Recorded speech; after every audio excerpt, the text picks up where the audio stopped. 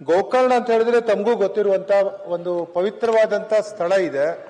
ಪ್ರತಿದಿನ ಸಾವಿರಾರು ಲಕ್ಷಾಂತರ ಜನ ಪ್ರವಾಸಿಗರು ಬರ್ತಾರೆ. ಆತ್ಮಲಿಂಗ ಇದ್ದುದು ತಮ್ಗೆ ಗೊತ್ತಿರುವಂತ ವಿಷಯ. ಸಾವಿರಾರು ಹೋಮ್ ಸ್ಟೇಗಳಾಗಿದ್ದಾವೆ, ರೆಸಾರ್ಟ್ಗಳಾಗಿದ್ದಾವೆ. ಇದಕ್ಕಾಗಿ ದಯಮಾಡಿ ನಾನು ಮೊನ್ನೆ ಸಚಿವರಲ್ಲಿ ಮನವಿಯನ್ನ ಮಾಡ್ತಾ ಇದ್ದೇನೆ. ಪಟ್ಟಣ ಪಂಚಾಯತ್ ಅಲ್ಲ, ಪುರಸಭೆಯನ್ನಾಗೆ ತಾವು ಮಾಡಿಕೊಟ್ರೆ ಬಹಳ ಒಳ್ಳೆಯದು. ಯಾಕೆಂತ ಹೇಳಿದ್ರೆ ಡ್ರೈನೇಜಿನ ವ್ಯವಸ್ಥೆ ಆಗ್ಲೇಬೇಕಾದಂತ ಒಂದು ಅನಿವಾರ್ಯತೆ ಇದೆ. ಇವತ್ತಲ್ಲಿ ಲಕ್ಷಾಂತರ ಜನ ಬರ್ತಾ ಇದ್ದಾರೆ.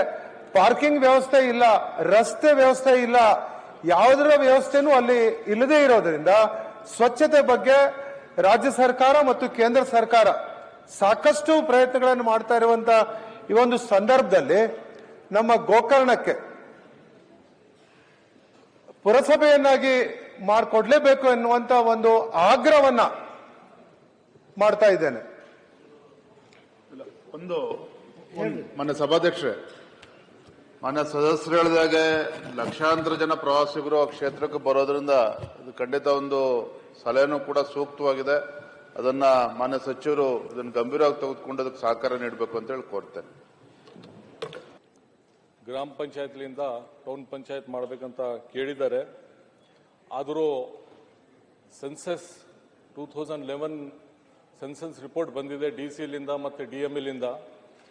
ಅದು ಮಿನಿಮಮ್ 15,000ಕ್ಕಿಂತ ಜಾಸ್ತಿ ಪಾಪ್ಯುಲೇಷನ್ ಇರಬೇಕಂತ ಆ ಥರ ಕ್ರೈಟೇರಿಯಾ ಇದೆ. ಅದರಲ್ಲಿ ಅದು ಸ್ವಲ್ಪ ಕಡಿಮೆ ಬಂದಿದೆ. ಆದರೂ ಸದಸ್ಯರ ಜೊತೆಗೆ ಚರ್ಚೆ ಮಾಡಿ ಹೆಂಗ್ ಸೊಲ್ಯೂಷನ್ ಮಾಡ್ಬೇಕೇನು ಅವ್ರದ್ದು ಡಿಮ್ಯಾಂಡ್ ಕರೆಕ್ಟ್ ಇದೆ. ಲಕ್ಷಾಂತರ ಜನ ಬರ್ತಾರೆ, ಅದೊಂದು ಸ್ಪೆಷಲ್ ಕೇಸ್ ಅಂತ ಕನ್ಸಿಡರ್ ಮಾಡಿ ಪಟ್ಟಣ ಪಂಚಾಯತಿ ಮಾಡೋದು ಖಂಡಿತ ಇದು ಒಳ್ಳೆ ಸಲಹೆ. ಎಲ್ಲದಕ್ಕೂ ಸೆನ್ಸಸ್ ಮಾನದಂಡ ಇಟ್ಕೊಂಡು ಹೋದ್ರೆ ನಿಜವಾಗಿ ನ್ಯಾಯ ಕೊಡೋದಕ್ಕೆ ಆಗೋದಿಲ್ಲ. ಅಲ್ಲ ಅಧ್ಯಕ್ಷ, ಎಲ್ಲದಕ್ಕೂ ಸೆನ್ಸಸ್. ಮಾನ್ಯ ಸಚಿವರು 2011 ಸೆನ್ಸಸ್ ಅನ್ನ ಹೇಳ್ತಿದ್ದಾರೆ. ನೀವು ಈ ರೀತಿ ರಾಜ್ಯದಲ್ಲಿರುವಂತಹ ಪ್ರವಾಸಿ ಕೇಂದ್ರಗಳು ಸಾವಿರಾರು ಜನ ಪ್ರತಿನಿತ್ಯ ಆ ಪ್ರದೇಶಗಳಿಗೆ ಭೇಟಿ ಕೊಡ್ತಾರೆ. ಅಲ್ಲಿ ಸ್ವಚ್ಛತೆನೂ ಕಾಪಾಡಿಕೊಳ್ಬೇಕು ಮತ್ತು ಉಳಿದ ವ್ಯವಸ್ಥೆಗಳನ್ನು ಮಾಡ್ಕೊಳ್ಬೇಕಾಗಿರುವಂತದ್ದು ಸರ್ಕಾರದ ಗೌರವದ ವಿಷಯನೂ ಕೂಡ ಹೌದು. ಇದನ್ನ ಮೇಲ್ದರ್ಜೆಗೇರಿಸಲಿಕ್ಕೆ ಇನ್ನೇನೋ ಕಾನೂನಿನ ಚೌಕಟ್ಟುಗಳನ್ನ ಅಡಿಗಿಡಬಾರದು. ಗೋಕರ್ಣ ಎಷ್ಟು ದೊಡ್ಡ ಪ್ರದೇಶ ಅಂತಿದೆ. ನಿಮಗೆ ಆ ಗ್ರಾಮ ಪಂಚಾಯತಿನಲ್ಲಿ ಜನಸಂಖ್ಯೆ ಅಡ್ಜಸ್ಟ್ ಆಗ್ತಿಲ್ಲ ಅಂದ್ರೆ ಇನ್ನೆರಡು ಗ್ರಾಮ ಪಂಚಾಯತಿಗಳು ಒಟ್ಟು ಸೇರಿಸ್ಕೊಳ್ಳಿ. ನಿಮ್ಮ ಮಾನದಂಡಕ್ಕೆ ಅದನ್ನ ಡಿಸೈನ್ ಮಾಡಿ ಅದನ್ನ ಪಟ್ಟಣ ಪಂಚಾಯತಿ ಮಾಡಿ, ಇಲ್ಲ ಪುರಸಭೆ ಮಾಡಿ.